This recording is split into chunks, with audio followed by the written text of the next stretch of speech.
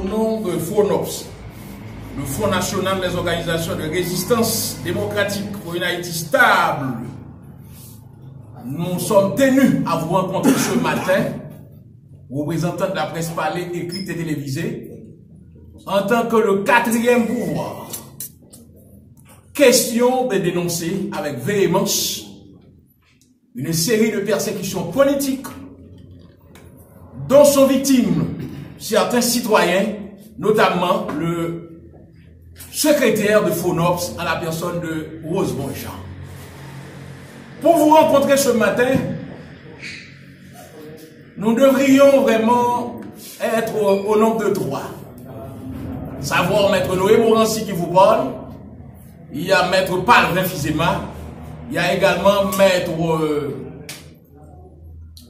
Emmanuel. D'ailleurs, nous étions trois à initier une action en habeas corpus préventif contre la décision arbitraire et illégale arrêtée par le commissaire du gouvernement, l'actuel locataire du parquet de Port-au-Prince, en la personne de Maître Edler Guillaume.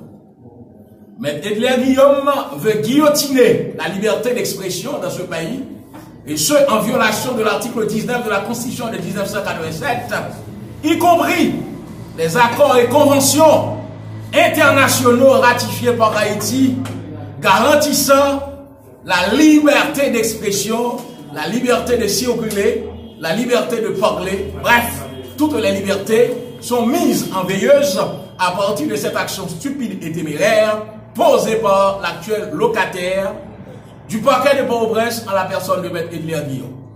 Pour nous, le commissaire Edler Guillaume est allé trop loin. Il croit pouvoir réinventer la roue tandis que la loi a été déjà inventée. Il s'est arrogé le droit de violer la loi, de contourner la loi, au motif que les prérogatives du commissaire du gouvernement en matière de mandat sont consignées dans les articles 31, articles 51 et 77 du Code d'instruction criminelle. Cela sous-entend que l'ordre d'amener ou le mandat d'amener émis contre le compatriote Rosemont Jean n'est purement un ordre manifestement illégal, et ça a une motivation politique, étant donné que nous sommes en plein régime totalitaire où des censures vraiment sont manifestées. Donc on a voulu sanctionner le secrétaire de FONOPS parce que vous savez qu'il a animé, il a occupé le béton. Question de sensibiliser la population haïtienne, la nation haïtienne, suite aux différentes bévues inacceptables, intolérables dont sont responsables l'actuel régime. De ce fait, étant donné que, en tant que serviteur de la loi et respectueux de la justice de son pays, Rosemont Jean, comme citoyen à part entière, il a jeté son dévolu, en plus sur mon humble personne, Maître Noé Morancy vous parle. Mais il y a deux autres avocats, Maître Emmanuel et Maître Palvin Fizema du barreau de Port-au-Prince. Il y a Maître Emmanuel Gentil du barreau du Cap-Haïtien. Et moi, votre serviteur qui vous parle du barreau de la Croix des Bouquets. Donc ces trois avocats, eh bien, se sont arrangés et nous étions présentés par devant le doyen du tribunal de premier instant de Port-au-Prince, juge né des libertés individuelles, question de plaider cette action en habeas corpus préventif. Mais je tiens à souligner à l'attention de la presse, à l'attention de l'opinion nationale et internationale, qu'en Haïti, il y a une rupture brutale de l'état de droit. Et que ce qu'on est en train de faire, ce qu'on est en train d'expérimenter, n'a rien à voir avec le droit et la procédure.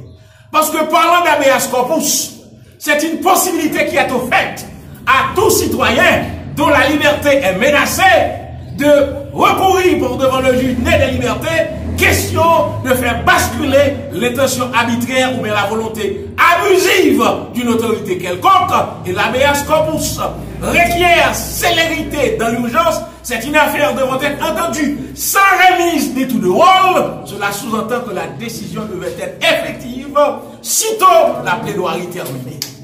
Il est à remarquer, en dépit qu'on a un parquet pléthorique, plus de 25 substituts commissaires du gouvernement, généralement les audiences en habeas corpus sont boycottés par les représentants du commissaire, par les représentants du ministère public ou même par le commissaire du gouvernement. Y a-t-il une peur bleue, vraiment, au niveau du parquet de Port-au-Prince? Question d'affronter les arguments solides en béton armé de ceux-là qui se sont estimés victimes des violations flagrantes de leurs droits et les libertés individuelles. Nous savons que ce régime, c'est un régime qui fait promotion, bien sûr, pour l'incompétence, parce que le pays est devenu un pays là où directement la compétence est vraiment considérée comme étant un délit, comme étant une infraction grave. L'attitude du commissaire du gouvernement, en voulant réduire la liberté, en voulant sanctionner Rosemont Jean, question de ne plus continuer à occuper les rues de Port-au-Prince pour soulever les indignés, les opprimés sur les agissements malhonnêtes et éhontés de régimes sanguinaires, de régimes terroristes, qui n'a aucun respect pour les droits et libertés individuelles. Même le droit à l'éducation n'est pas respecté, car au moment où nous parlons, plus de 1500 écoles à Port-au-Prince sont obligées de fermer leurs portes. Les centres universitaires ont interrompu vraiment leurs activités académiques, le tout sous les yeux vraiment inconscients des régimes qui se veut prédateur des droits et des libertés individuelles. Donc voilà pourquoi nous disons que nous sommes en pleine dictature. Il y a un régime directement infernal qui s'est installé à la tête du pays. Et puisque les organisations socio-populaires, les organisations de base, FONOPS, Pojomo et autres, ces organisations-là tiennent vraiment à motiver la population, à porter vraiment les gens à se rebeller, à se révolter, car ils sont tous des opprimés. Donc de ce fait, il faut qu'il y ait un tortionnaire, il faut qu'il y ait un bourreau, il faut qu'il y ait quelqu'un à pouvoir effectuer les sales besoins. Donc, la présence du commissaire du gouvernement de Port-au-Prince, à la personne de Maître Edley Guillaume, c'est celui-là qui a agressé le bon sens et qui croit pouvoir réinventer la roue en voulant sanctionner tous les leaders populaires, tous les leaders de certaines organisations vraiment politiques, parce qu'on veut que le béton soit refroidi, et pour que cela puisse être possible, il est question à ce que vraiment on décède des mandats d'amener en vertu, en voilà, et c'est dans cette optique que Rosemont Jean fait état et sous le coup des mandats d'amener, lequel mandat a été querellé régulièrement en habeas corpus préventif. Permettez que je vous dise, confrères de la presse, citoyens de race et de sang, que pendant l'habeas corpus, il en existe trois. Donc en Haïti, le plus souvent, nous autres, nous exerçons deux types d'habeas corpus. Eh bien, le cas concernant Rosemont Jean, c'est un habeas corpus préventif. Il y a un mandat d'amener qui est décerné, puisque le mandat est émis en marge de la loi, en violation de l'article 31, en violation de l'article 51, en violation de l'article 77 du Code d'instruction criminelle, parce qu'on peut procéder à l'arrestation des citoyens et un domicile connu, sauf en cas de flagrant délit, ou bien s'il y a clameur publique. Pour le cas de Rosemont Jean, il n'a jamais été question, au contraire. Rosemont Jean, en rempart de la population, eh bien, et d'autres organisations populaires, ils s'étaient arrangés pour porter plainte contre le régime en place. Et je veux croire que la presse en était témoin. On avait déposé une plainte contre le régime en place. Et cette plainte-là allait être disparue au parquet de Port-au-Prince miraculeusement. Mais étant donné que nous autres, en bons stratèges, ayant constaté qu'il y a une volonté manifeste à bloquer vraiment le cheminement de cette plainte pour qu'elle atteigne le cabinet d'instruction, puisque la loi le permet, nous avions saisi directement le cabinet d'instruction criminelle et qu'à partir de ce moment, il revient au commissaire du gouvernement d'épingler sur cette plainte par laquelle le cabinet d'instruction étant saisi, son réquisitoire d'informer et de permettre à ce que la justice vraiment poursuive son petit bonhomme de chemin. Donc, peut-être, il y a une relation de cause à effet, le fait par Rosemont Jean et d'autres organisations populaires d'avoir saisi le momentum pour porter plainte contre le régime en place, et aucun suivi n'a été donné, puisque vous savez, le commissaire du gouvernement, l'actuel locataire du parquet de Port-au-Prince, il aurait dû mettre en mouvement l'action publique contre les bandits notoires qui sèment le deuil, le désarroi, la panique au niveau de la population.